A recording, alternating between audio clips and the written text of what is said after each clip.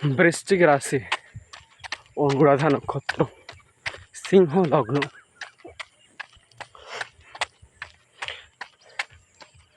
আজকে বৃশ্চিক রাশির অনুরাধা নক্ষত্রের মর্নিং ওয়াক এবং এক্সারসাইজ সম্পর্কে বলবো।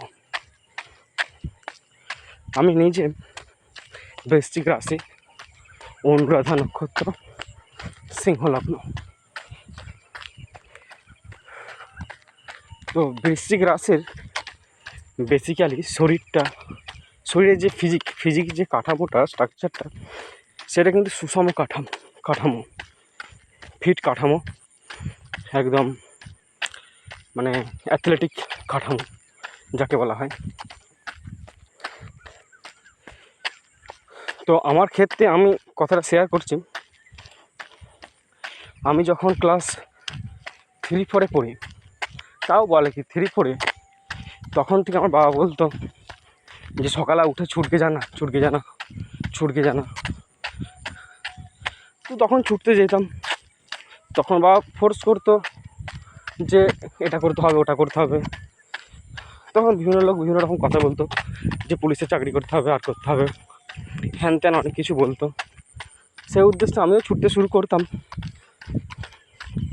তো সেই যে অভ্যাসটা রয়ে গেছে, আজকে আমার 30 বছর বয়স হতে চললো, আর অগাস্টের 6 তারিখে আমার 30 বছর বয়স হয়ে যাবে। তো সেই অভ্যাসটা কিন্তু এখনও রয়ে গেছে। তো সেই ছোটোবেলা থেকে যাদের সঙ্গে ছুটতাম, তাদের তো একটা দেবে বয়স থাকে, তারপরে তারা হয়তো আর ছোটেনি, তারা ছোটা বন্ধ। তারপরে কিছু সমবয়সের সঙ্গে ছুটতে শুরু করলাম, তাদেরও আর ছুটতে ভালো লাগে না, তাদেরও ঘর সংসার বিয়ে থা হয়ে গেছে, সংসারের চাপ হয়তো, তারাও ছোটাছুটি বন্ধ করে দিয়েছে। আর একটু শেষের আগের মুহূর্তে, মানে এই ধরো 27-28 বছর বয়সে, তখনও কিছু ছেলের সঙ্গে ছুটতাম আমার থেকে বয়সে ছোটো, বা কিছু সমবয়সী ছেলে ছিল, তাদের সঙ্গে ছুটতাম। তাদেরও 1 বছর 2 বছর পর এনার্জি লস হয়ে গেছে, তারা ছোটাছুটি করে না। কিন্তু আমি একাই এখন ভোরবেলা ছুটতে হয়, নাহলে হয়তো এটা একটা অভ্যাস হয়ে গেছে, যার ফলে যদি আমি আজকে না ছুটি, মানে আমি তো প্রতিদিন ছুটি, তো প্রতিদিনের যে কষ্টটা, সেটা কিন্তু অতটা আমি অনুভব করতে পারি না। কিন্তু যদি ধরো একদিন আমি ছোটাছুটি বন্ধ করে দিই, তো যে কষ্টটা হয়, সেই কষ্টটা চরম লেভেলের কষ্ট হয়। প্রথম কষ্ট বলতে, সকালে যদি আমি এমনি নর্মালি 2:45-র সময় উঠি, তারপরে ছুটতে আসি, আসে বাথরুম পায়খানাটা এখানে সেরে 4:15-র সময় চলে আসি, রাস্তায় ছুটি, মাঠে ছুটি নিই। তো যদি না ছুটি, সেই কষ্টটা হলো কি, প্রথমে সকাল থেকে ওঠার পরে গা হাত পা ম্যাচ করবে, মুড পাওয়া যাবে না কাজ করার, সারাদিন একটা কিছু জড়তা শরীরের মধ্যে ধরে আছে, 1 নম্বর। 2 নম্বর, সারাদিন সেক্সের চিন্তা, মানে এর সঙ্গে যৌন সঙ্গম করছি, ওর সঙ্গে যৌন সঙ্গম করছি, এরকম চিন্তা। এটা তো আমার ক্ষেত্রে না, এটা প্রত্যেক বৃশ্চিক রাশির ক্ষেত্রেই সমান হয়, যে এদের সেক্স ছাড়া কিছু বোঝে না। এটা 2 নম্বর চিন্তা। 3 নম্বর চিন্তা, নিজের মধ্যে একটা কেমন